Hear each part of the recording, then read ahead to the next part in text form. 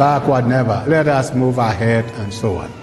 Even children, kuna kakitu tunaweza kufanya ili kanisa iweze kumetameta. Endelea kutazama Capuchin TV, kitambulisho Katoliki.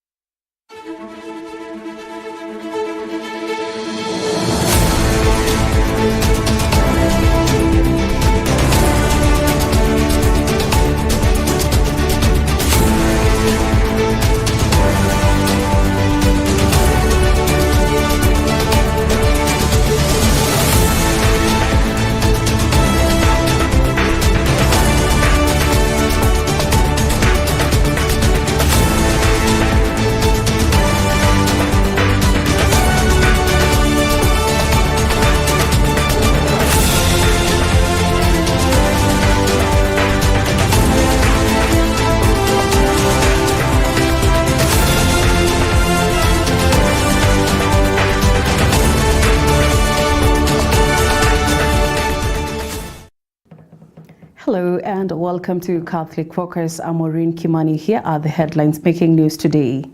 The National Council of Churches of Kenya, NCCK, Upper Eastern Region has expressed concern over the rising wave of political hooliganism, warning that the trend threatens peace, national unity and democratic governance ahead of the 2027 general election. Take a listen.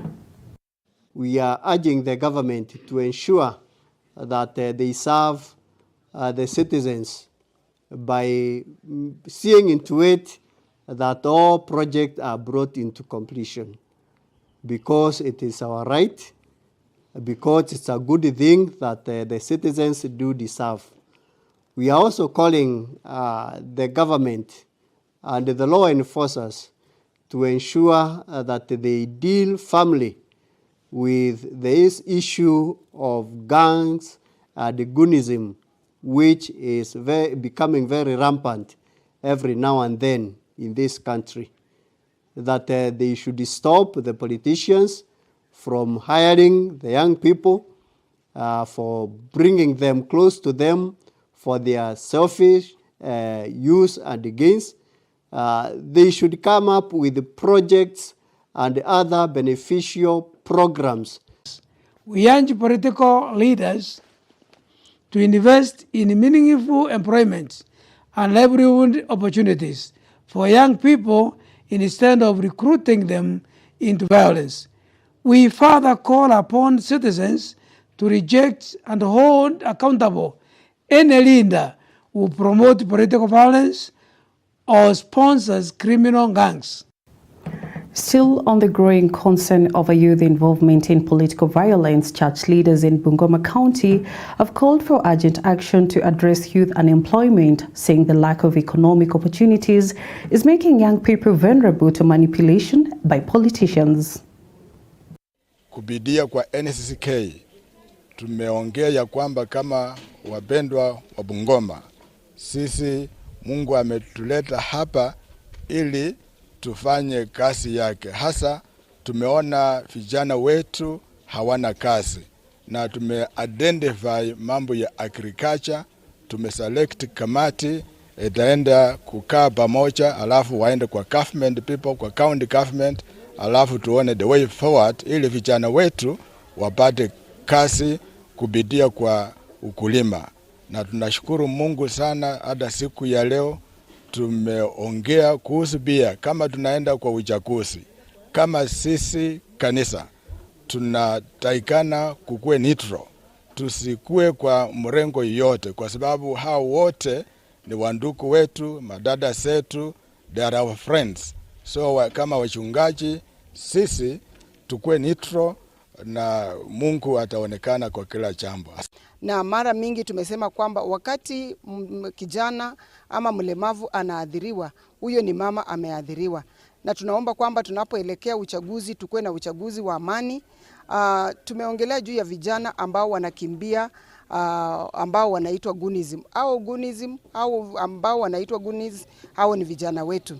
Na tunaomba kwamba ni wanatembea ni sababu wamekosa ajira.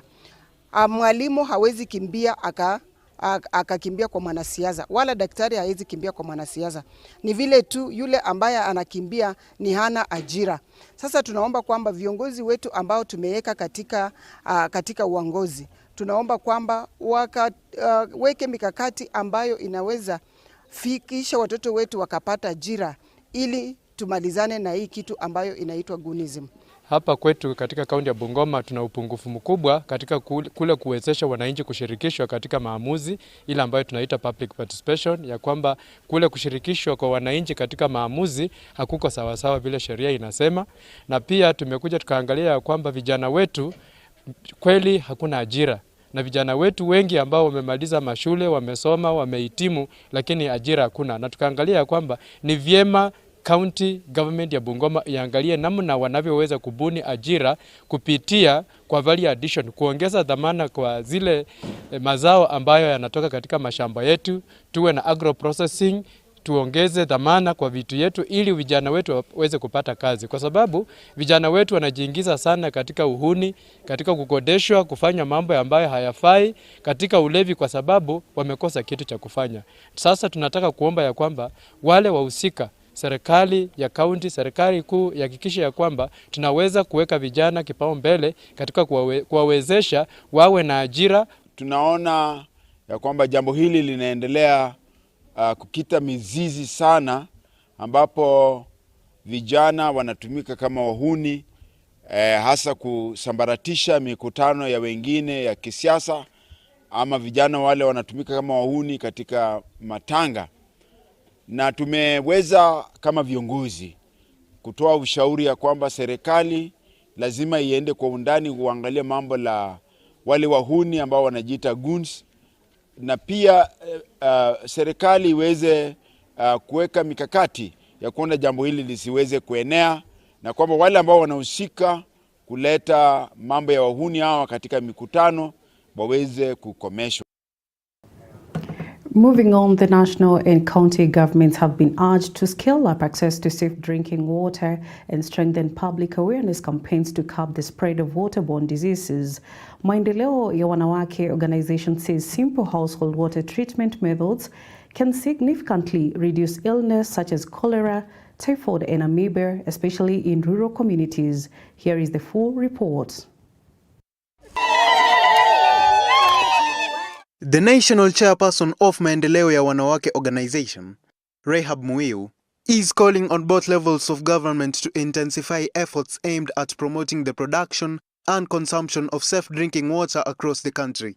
Speaking at Kiumbi in Machakos County, Muiu said many water-related diseases can be prevented through simple interventions such as boiling drinking water or using other approved water purification methods. Wamama wasikunywe hiyo maji. Hata kama hawana kani wachemushe. Na kuchemusha ni mara 3. Ichemuke mara ya kwanza, ichemuke mara ya pili, ichemuke mara ya 3. Tuchemushe maji. Tusikunywe hiyo maji vile iko. Alafu wanjumbe na our women. We have very many women legislators. Can we advocate about clean water? We always said you educate a woman, you educate a village. Tushikane zote. Tupatie families clean water. She urged county governments to invest more in community awareness programs to educate households on safe water handling and sanitation practices. Maendeleo has always advocated for clean water for family. What we are doing, we are using just a new technology on what we have always done. I have nothing else to add to that because that is exactly what Maendeleo is about. Kila mboma Kenya hii, 55 million of us, tunahitaji hii can. That is what I would say. County government, families, government, serikali yenyewe, washikane na sisi, we give people clean water. So in Kenya, through the Danish government and now with Bayer Foundation where we are, we have found a solution. Tutumie hiyo solution. Tununue water tanks. We harvest the water. Muiu also appealed to elected women leaders to champion the safe drinking water campaign, particularly in communities that rely on water from Lake Victoria and other natural water sources, saying access to clean water is key to building healthier families. She noted that innovations such as the Sour Can, a partnership between Maendeleo ya Wanawake organization and Life Solutions, have played a significant role in reducing cases of cholera, typhoid, and amoeba among households by improving access to safe drinking water. Nikitoka kwangu hata nilipitia jana mto Donyo Sabu hapo. Nikaona maji. Nikasema na kweli hii kani inahitajika. Na nikaangalia watu wakichota maji. The question I had is, wataikunywa straight away, hata kwanza itachemshwa? Yale tumesikia kutoka kwa this new technology. Kweli tumeona mabadiliko makubwa, kwa sababu hapo awali kila wakati watoto wadogo wanagonjeka kwa sababu ya maugonjwa. Vile wameanza kutumia maji ya Sawakan, hiyo shida ikaendelea kuisha, na pia wamama wakaendelea kuimarika kwa sababu ya kunywa maji safi. Zile communities ambazo ziko kwa Lake Victoria, wavuvi na wale ambao wanakunywa maji ya Lake Victoria directly, ili wengi hizi Sawakan zisambae. Huo ndio wito wetu. After kuharvest maji, kama ni maji ya mvua kuingia kwa tank, maji haikuangi safi. Sitatusaidia sana kusafisha maji kutokana na viini ambazo huwa zinatusumbua kama akina mama na watoto wetu. Magonjwa sasa yatatuondokea na watoto wetu watakuwa wakiwa na afya, na hata wale wamama wazee ambao wanasumbuka sana wakati wametumia maji chafu, pia wamama wetu wazee wataweza kuenjoy maji safi. Tunashukuru sana kwa sababu kwa njia moja tunapata faida, ni biashara, na ni biashara ile iko rahisi kuifanya. Meanwhile, Muiu called on the government to take firm action against criminal gangs, warning that their activities pose a serious threat to national security and public safety.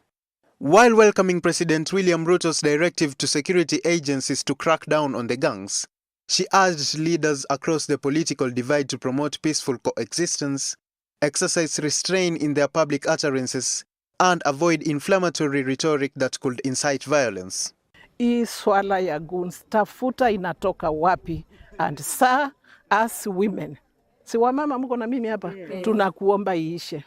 Aisaidii watu kukaa na hiyo uoga. Ati tukichelewa hapa kila mama anakuambia tumalize tutoke, tunaogopa guns. We cannot live like this. Reporting for Catholic Focus, Capuchin TV, I'm Larry Gonzaga. In other news, Kilifi County has intensified the preparedness measures ahead of the expected El Nino rains in October. Governor Gideon Mung'aro says the county, in partnership with the national government, the Kenya Red Cross and other stakeholders, is clearing drainage systems and rivers, improving infrastructure, and expanding the Kazi Mtaani program to reduce the risk of flooding. We are working with Red Cross. We are working with the county disaster team. I'm the provincial administration, county commissioner. I'm the chair of that committee. So we are doing everything this time not to be caught off guard. Tunaona hizo town tunaongeza sasa hata vijana wa kazi mtaani. Na huku pia tutaongeza zile areas ambazo tunajua ni shida zimejaa, maybe michanga, maji hataweza kupita ama nini.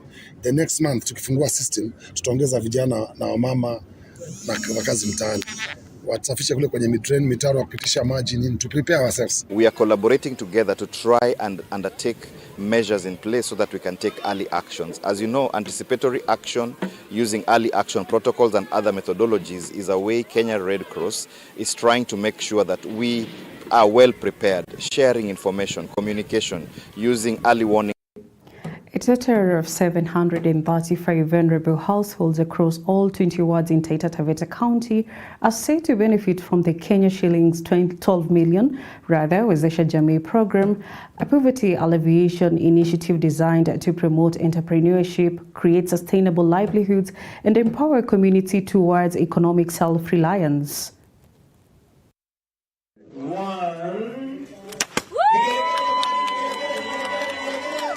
The program was officially launched by Taita Taveta Governor Andrew Mwadime, who also unveiled the Taita Taveta County Poverty Alleviation, Empowerment and Enterprise Development Fund Act 2026, providing the legal framework to support long-term economic empowerment initiatives in the county. We have gone ahead to ensure that we allocate resources.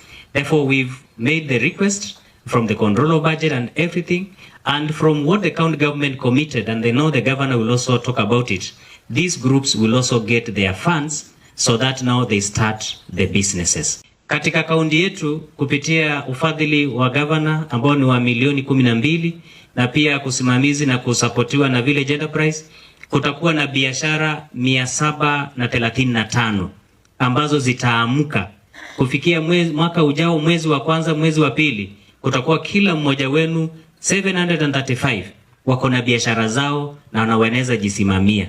Implemented in partnership with Village Enterprise, the Wezesha Jamii program will support 735 households across all 20 wards through business development, entrepreneurship training, and income-generating opportunities aimed at improving household incomes and reducing poverty. That today we're here for a very important milestone to launch the Act, extend our partnership.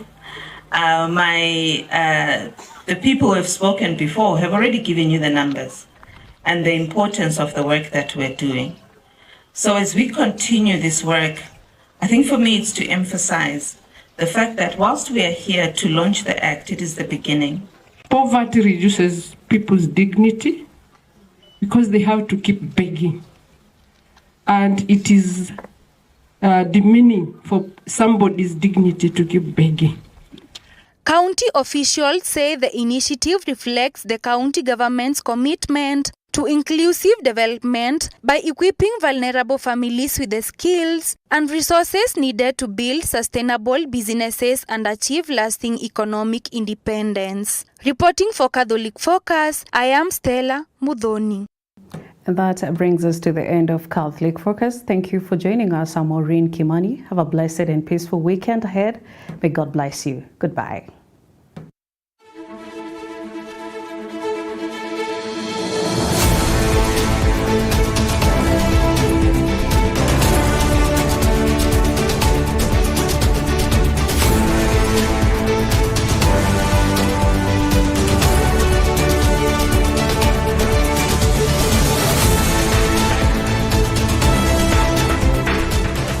Keep watching Capuchin TV, your staunchly Catholic identity channel.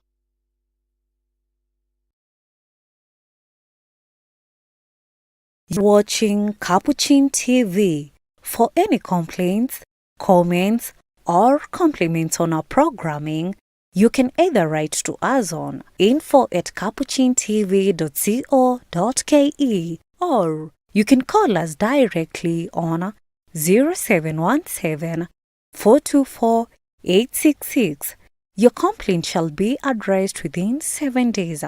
Remember to keep a copy of your communication with us. Keep watching Capuchin TV, your Catholic identity.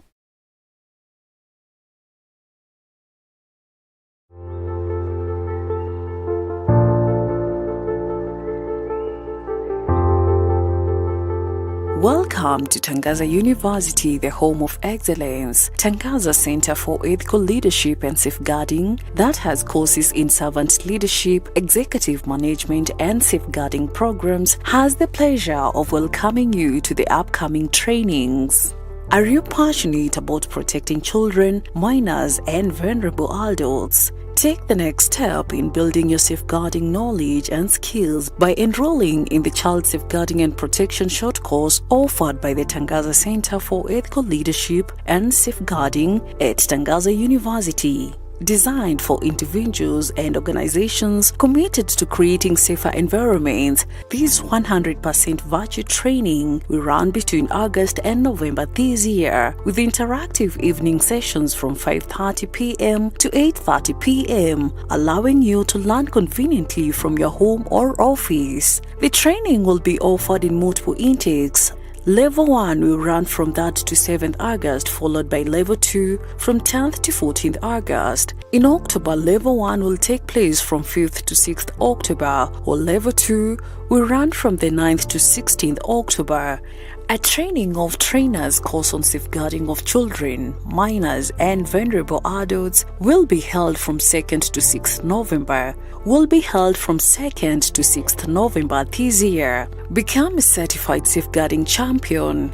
gain practical and industry-relevant skills, strengthen your profession capacity, and play a vital role in protecting the most vulnerable members of our communities. For registration or further inquiries, contact the Tangaza Center for Ethical Leadership and Safeguarding Coordinator Catherine Kisasa Muthonde on 0722 799 261 or email tcelscode@tangaza.ac.ke or tcelsoffice@tangaza.ac.ke.